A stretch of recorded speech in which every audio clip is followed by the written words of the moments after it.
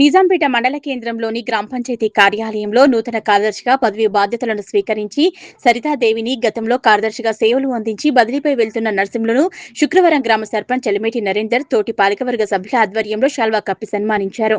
ఈ సందర్భంగా వారు మాట్లాడుతూ సాధారణ బదిలీలో భాగంగా నిజాంపేట నుంచి కొండపాక మండలం తిమ్మారెడ్డిపల్లి గ్రామానికి బదిలీ కావడం జరిగిందని, నిజాంపేటలో 4 సంవత్సరాలు కార్యదర్శిగా సేవలు అందించడం జరిగిందని, తనకు సహకరించిన పాలకవర్గ గ్రామస్తులకు ధన్యవాదాలు తెలిపారు.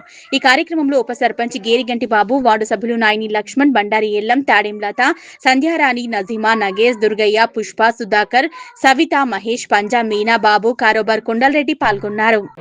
సాధారణ బదిలీలో భాగంగా నేను ఇక్కడ నుండి ట్రాన్స్ఫర్ కావడం జరిగింది.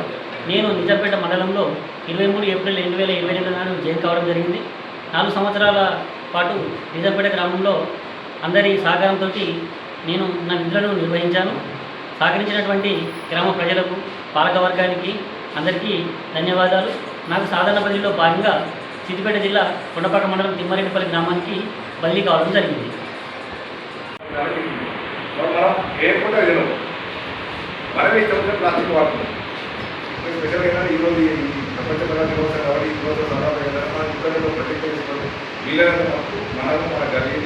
మన ముందు